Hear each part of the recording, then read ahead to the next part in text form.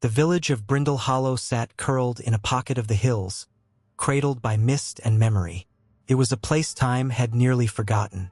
Moss coated the stone walls of cottages, ivy curled thick around chimney stacks, and cobbled lanes gleamed damp beneath an ever-present fog. The days passed slowly, like the turning of old pages. At the village's heart stood a towering relic, the Clocktower, once proud and golden, now still and silent. It hadn't chimed in 7 years, not since the great storm rolled through, cracking the bell and blackening the sky. Some say it was just a storm. Others still whispered that it had brought something else with it, something that stayed.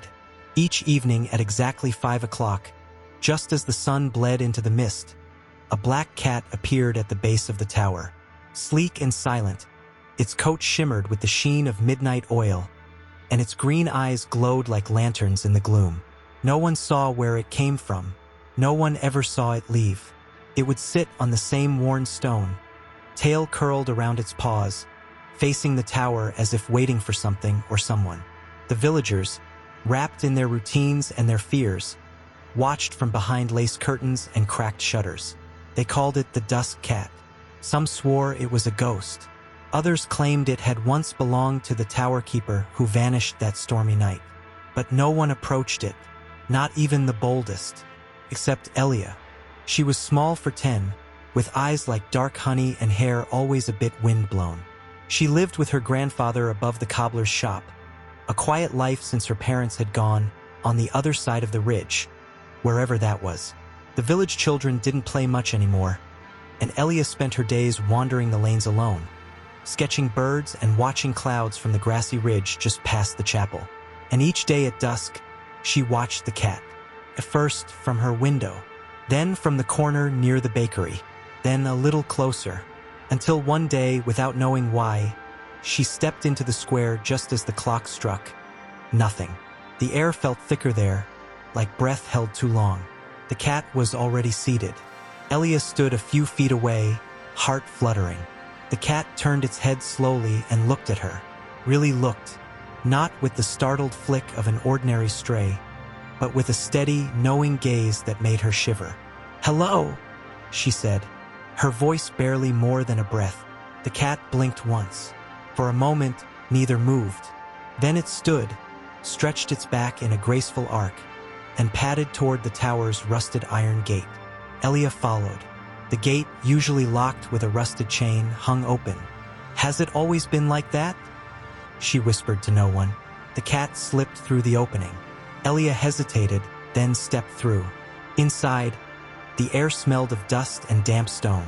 A narrow spiral staircase wound upward, vanishing into shadow. The cat sat at the base, glancing back at her, then started up. "Wait," Elia said, but followed anyway. The climb felt endless. Each step creaked beneath her weight. Faint shafts of amber light filtered through arrow-slit windows, illuminating specks of dust that danced like golden snow. The higher they went, the colder it became. At last, they reached a chamber high above the village, where the broken bell loomed overhead, split clean down one side like an old wound. Beneath it, on the wooden floor, lay something she hadn't expected. Toys. Carved wooden horse. A small satchel. A child's drawing, yellowed with time. Elia stepped forward. The cat sat near the edge, staring out through the tower's open arch at the fog-laced hills beyond. Something stirred in Elia's chest. A memory she didn't recognize. A feeling of being right where she was supposed to be. She crouched beside the cat. "What are you waiting for?" she asked softly. The cat didn't answer, but outside, the mist thinned, and somewhere in the distance, the echo of a single chime, faint and brittle, rippled through the village. The next evening, Elia returned to the square. She wasn't sure why, only that she hadn't stopped thinking about the black cat since their strange climb up the tower. She kept seeing that final moment, the mist parting, the chime no one else seemed to hear, and the way the cat stared into the distance like it remembered something she couldn't. When the clock hit 5, she was already waiting. The cat appeared just as before, slipping from shadow to stone like a ripple across water. This time it didn't sit. It turned its head toward her, then padded away, not toward the tower entranced this time, but up the hill behind it, where twisted trees clung to the rocks and old paths had long disappeared under moss and bramble. Elia hesitated, then followed. She ducked beneath a bent iron gate, stepping where the cat stepped, careful to avoid the snaring vines and broken stones. As she climbed higher, the air grew colder, heavier, like it was pressing her into the earth. She wrapped her coat tighter. The cat darted between tree roots and beneath skeletal branches, pausing now and then to make sure she kept up. The path, if there ever was one, was barely visible. A trail of soft depressions in the moss, like footsteps that hadn't quite faded. Then it began. Flickers, like candle flames in her periphery. She thought at first it was her imagination, but when she turned her head, the trees shimmered for a heartbeat. And in that moment, she saw something impossible. The hill as it used to be, children running, lanterns swinging from trees. The tower, golden and whole, its bell gleaming in the sun. And then gone. Just trees and rot and shadow. She blinked hard. "Elia," someone whispered, a voice barely above the wind. She spun, heart hammering. No one.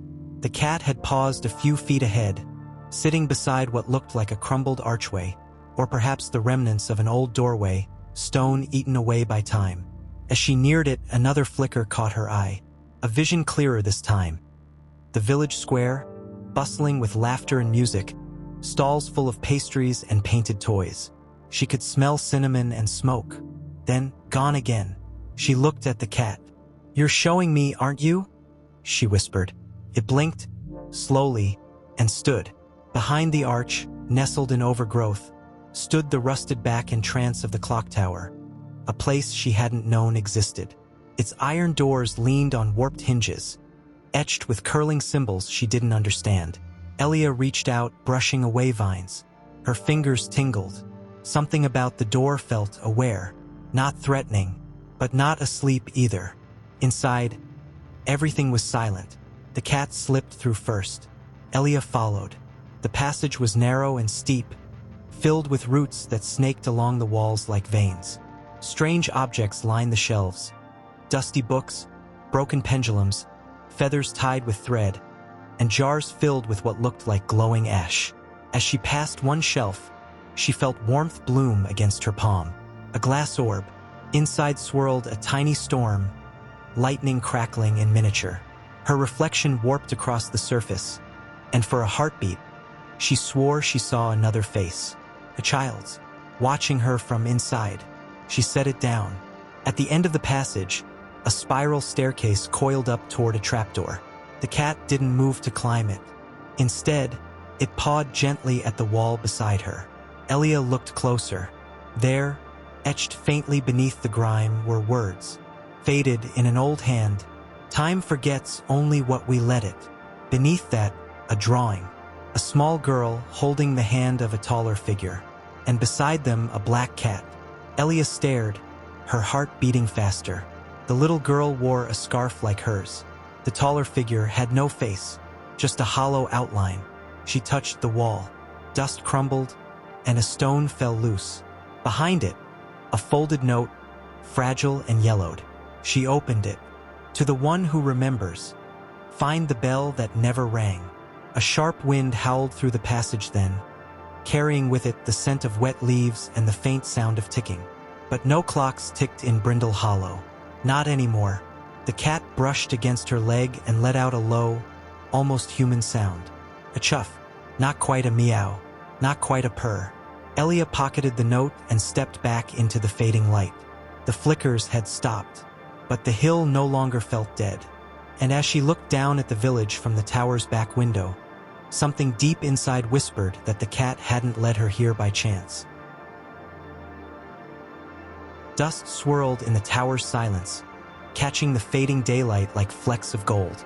Elia stepped carefully, her boots creaking on warped wood as the black cat padded ahead, tail low and steady. The tower smelled of rust and something older, forgotten dreams, maybe, or rain trapped in stone. The great bell loomed above her, silent and cold, a giant cocoon of tarnished bronze. It hadn't rung in years. Not since the storm. The cat sat at its base, eyes fixed upward, unmoving. Elia. The wind seemed to murmur again. She didn't know if it was her name or her imagination. Around the room lay scattered remnants. Things time had tried to bury but failed. A cracked mirror leaned against the wall, its surface fogged. She touched it with her fingertips. The moment she did, her vision spun. A flash, the tower, long ago, vibrant and whole. A young woman in a blue dress stood before the same mirror, brushing her hair. Outside the window, the square glowing with lanterns, the sound of music floating upward. Then it was gone. Elia gasped and pulled her hand away. "What was that?" she whispered. The cat blinked slowly, as if to say, "Keep going." Next, a doll, slumped against the base of a beam. Its once pink dress faded to gray. Elia knelt and gently lifted it. Another flash, a little boy's laughter, the doll being tucked into a basket. A woman's voice calling from below, "Come on now, the storm's coming." The boy looked out the window. Rain hadn't started yet, but the clouds were wrong. Purple-black, swirling like smoke, gone. Elia staggered back, heart pounding. She looked around. The tower was a graveyard of memory. A rusted watch, lying open on the floor near the wall. She didn't want to touch it, but she had to. The moment her fingers closed around it, thunder, a bolt of lightning, screams below, the clock tower shaking, the bell swinging but never ringing, a man in a long coat pulling at the ropes, yelling for someone to run. But the gears had locked. Time had frozen. Elia dropped the watch, clattered across the floor. The cat hadn't moved, still staring up at the bell. Elia turned toward it slowly. The heavy rope still hung from the ceiling, frayed and stiff. A small breeze stirred it slightly. "You were supposed to ring," she whispered, and she knew it, somehow without understanding why. The bell had been meant to warn them, to protect, but it had stayed silent. "They forgot," she said aloud.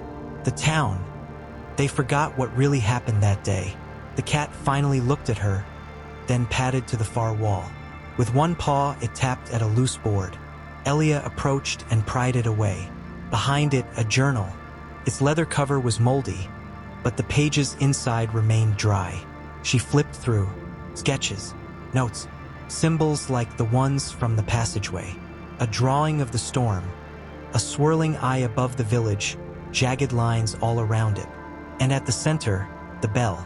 Underneath, in faded ink, "The bell breaks the circle, but only if it's heard." Elia looked up. "You tried, didn't you?" she asked the cat. "You were there that day." The cat meowed softly. A sudden noise made her spin, a sharp click from above. The rope moved. The gears groaned. Something shifted in the air, like a breath held too long finally exhaled. She turned to the bell. It trembled just slightly, but enough. A sound, not a ring, more like a hum. Deep, ancient. The cat jumped up onto a ledge beside it and looked at her expectantly. Elia stepped forward and grasped the rope. It was cold and rough in her hands, and the moment she pulled, a great clang echoed through the tower. Not loud, not even complete, but the sound rippled through the floor, the walls, the very air. The cat's eyes gleamed in the dim light. Outside, though Elia couldn't see it, a few townsfolk paused mid-step. An old man dropped a basket of apples. A child looked up from a window. A clock in the bakery blinked to life for the first time in years. In the tower, Elia let go of the rope.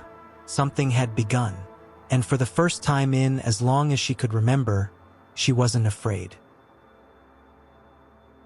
Elia returned to the tower the next morning, her boots crunching frost beneath them, her breath blooming in the chill air. The bell hadn't rung again since the day she pulled the rope, but something had shifted. Not just in the tower, but in the village. People walked slower now, looked up more often, listened, and Elia kept listening too. Each visit brought more clarity. The flickers of memory she'd once seen only in flashes were becoming vivid now, as if the tower had begun to trust her. Today, she stood beneath the bell as the cat, ever silent, brushed against her leg and darted to a corner she hadn't noticed before. A loose stone jutted from the wall, and behind it, folded tight and forgotten, was a page from a ledger. Rain-stained, torn, but still readable. Argument broke out at 3:29. He claimed we weren't ready. No one listened. Storm arrived before the hour was up. She ran her fingers along the words. Her heart began to pound. He was her father. She hadn't thought about him in years. Not really. Just shadows in old dreams and the ache in her mother's voice when the silence grew too long. But now the visions returned with more weight. The cat led her from the tower that afternoon, weaving through alleyways and up toward the wooded ridge behind the town square. The trees there had been damaged in the storm, skeletal and leaning, and one, blackened and burned, jutted like a monument to something forgotten. As Elia approached, she saw the bark had been carved with initials. Dozens of them, but near the base, half covered by moss, were her father's. She reached out, brushing away the green film, revealing a tiny inscription beneath. Not ready, but no one would believe me. The wind pushed gently through the branches above, whistling like a breath caught between grief and warning. The cat pawed at something in the roots, a flash of white. Elia knelt and pulled free a torn photograph. Faded, wrinkled, but clear enough. A group of villagers, standing at the base of the tower, tools in hand. Her father stood slightly apart, facing them, his mouth open mid-sentence, his hand raised as if trying to stop them. The sky in the photo was too dark, the clouds too low. She stared at it until her fingers trembled. That night, she returned home and pulled the old family album from a high shelf. It had gathered dust over the years, but when she flipped through the pages, she found the matching image. The photo had been torn in half. The other side showed her mother, watching from the window of their small home, worry etched into her young face. Why had no one ever told her? Why had this moment, this hour, disappeared from everyone's memory? The answer came the next morning, when she entered the tower and found the cat sitting beneath the bell, waiting. The sun slanted through the broken slats in the wall, casting golden lines across the floor. Elia placed the photograph and ledger page on the ground. The cat touched each with its nose, then walked to the base of the stairs that wound up into the bell chamber. Elia followed. The higher she climbed, the more the air seemed to hum, as if the tower itself remembered something. At the top, the cat sat beside a narrow slit of a window. Elia pressed her face to the glass. From here, she could see the whole village, the square, the scorched trees, even her own house, and something else, a shimmer in the sky, barely visible, a ripple, a tear. Time had broken here, or been hidden. The bell hadn't rung because it had been stopped, not just by rust but by choice. Someone had silenced it, and now it was whispering back. The visions returned with a final, searing clarity. Her father, clutching blueprints of the tower, arguing, pleading, lightning flashing in the distance, the mayor shouting back, someone cutting the rope to the bell. Then the storm came, and time, just for a moment, had splintered. 1 hour lost, and a black cat who hadn't aged a day since. Back at the window, the cat blinked slowly, patiently. Elia whispered, "They buried it, all of it." The cat turned, tail flicking, and began to descend. Elia followed, holding the photograph like a key in her palm. There were still more places the cat would show her, more pieces waiting beneath ash and silence. And now she was ready to remember. Elia stood in the village square, the morning fog curling around her like fingers trying to pull her back. In her hand was the photograph, her father arguing with the townspeople, the storm clouds creeping behind them. She had folded it neatly, carried it like a truth too sharp to keep in her pocket. She walked up to the baker first. Mr. Callow had always been kind, slipping her warm rolls when no one was looking, calling her sunshine even on gray days. He was setting out bread when she approached. "Mr. Callow," she said, "do you remember the day the storm came?" The man froze mid-reach, a crusty loaf in his hand. His eyes flicked to hers, then down to the ground. I was small, but I think my father tried to stop something. Do you remember him? Mr. Callow slowly returned the loaf to the tray. That was a long time ago, he muttered. But you shouldn't go digging, Elia. He didn't look at her. Some things are better left buried. That was the beginning. At the apothecary, the tailor, the tiny bookshop tucked beside the chapel. She asked the same question and received the same silence. People's faces darkened. Their hands trembled slightly. Some even turned their backs. They weren't confused. They remembered. They just didn't want to. That night, Elia sat on her porch, knees hugged to her chest, watching the clock tower through the mist. The cat was there again, perched like always at exactly 5 o'clock, its black silhouette still and silent. They don't want to talk, she whispered. They know, and they still pretend they don't. The cat's tail twitched once. It wasn't forgetfulness. It was fear. She closed her eyes and saw it again. Her father standing apart from the crowd, warning them. The broken rope of the bell. The rush of wind as the sky split open. What had they been trying to stop? What had they invited instead? The next morning, she returned to the chapel. It was always locked, but today, she found the door slightly ajar. Inside, the air was heavy with dust and wax. She moved slowly, stepping between pews that creaked under her weight. At the front was an old cabinet, scratched and weathered with a stack of hymnals on top. She pulled open the lowest drawer and found what she hoped she wouldn't. A binder, faded, labeled in delicate cursive, "The Storm Year." Inside were minutes from town meetings, a blueprint of the clock tower, and near the back, a page marked in red. Motion past. Dismantle the bell mechanism. Erase the hour. Below it, a list of signatures. Her father's name wasn't one of them. Her breath caught. They had done this together. They had chosen to cut out the memory like a disease, convinced that forgetting was safer than truth. She didn't realize someone had entered the chapel behind her until she heard the shuffle of feet. The mayor, older now, slower, but still sharp-eyed. He looked at the open binder and sighed. "We did what we had to," he said quietly. "Did you?" Elia said. "You broke time. You made the town forget. You left my father behind." "He chose to stay behind," the mayor replied. "We warned him, but he believed the storm was more than weather. He talked about time unraveling, about things coming through." Elia's voice shook. "And instead of listening, you erased him. We preserved what we could." His expression was unreadable. "Would you really bring it all back?" The answer was in her silence, in the cat now sitting just beyond the chapel steps, watching. The town hadn't lost its memory. It had traded it for peace. But peace built on silence trembles when the truth stirs.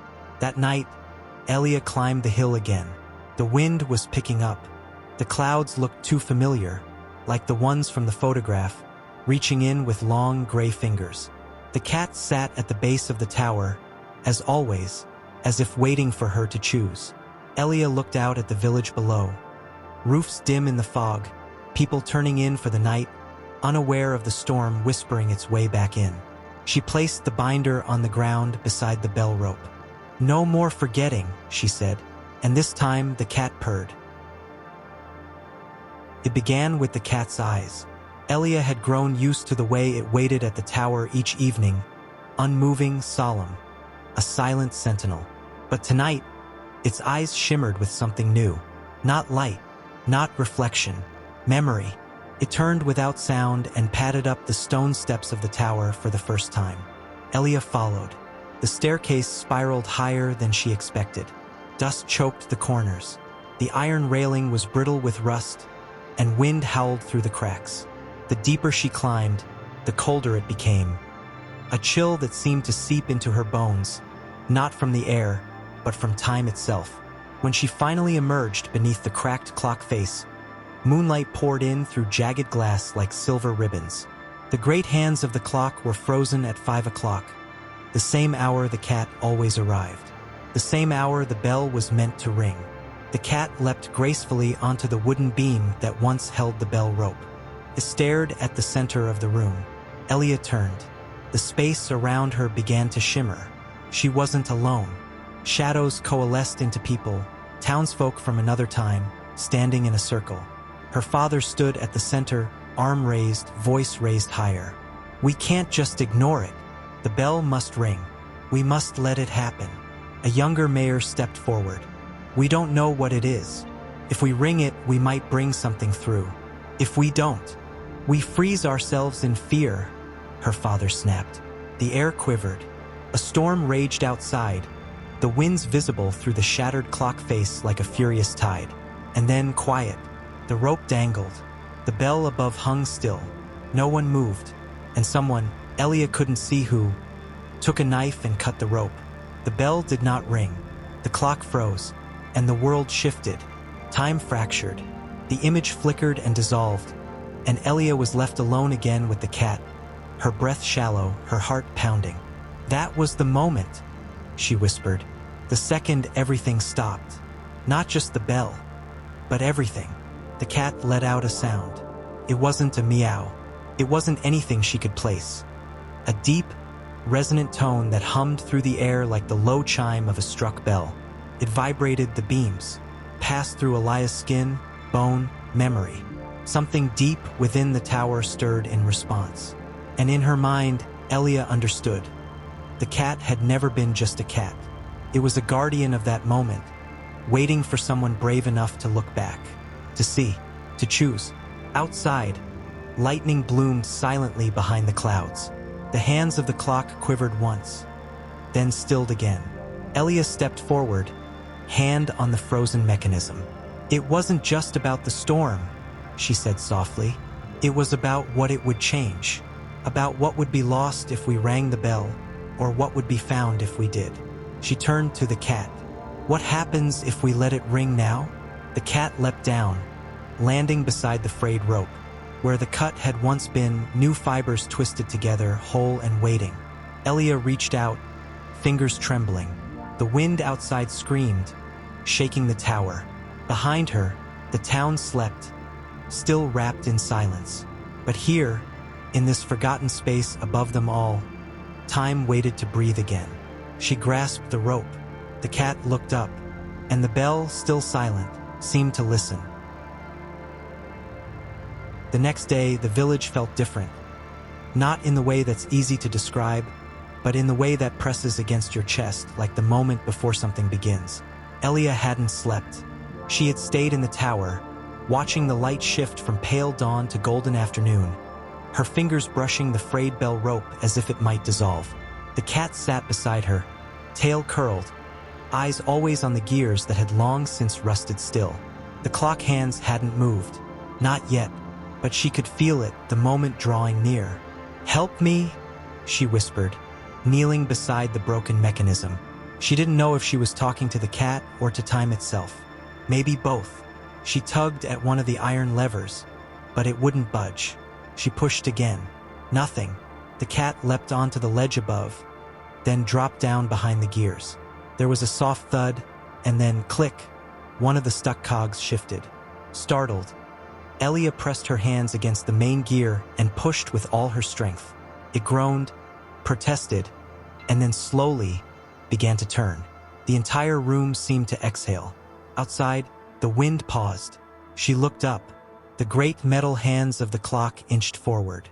For 59, the cat stepped back into the light, its fur catching the last rays of the setting sun. It blinked once at Elia and sat down, waiting. The minute hand ticked into place. 5 o'clock. The bell struck. The sound was deep and resonant, rippling through the air like the clearing of a throat after decades of silence. It rolled down the hill, over rooftops, through chimneys, across the frozen fields. It passed through windows and alleyways, over dinner tables and into bedrooms. The town stopped. First, nothing happened. Then came the remembering. An old woman clutching a faded handkerchief blinked twice and dropped to her knees in her garden. "My sister," she whispered. "I'd forgotten her laugh." A shopkeeper froze mid-sweep, staring at a photograph on the wall he'd never noticed before. His hands began to shake. A boy stopped playing, looking up at the tower. "I've seen that cat before," he told his mother.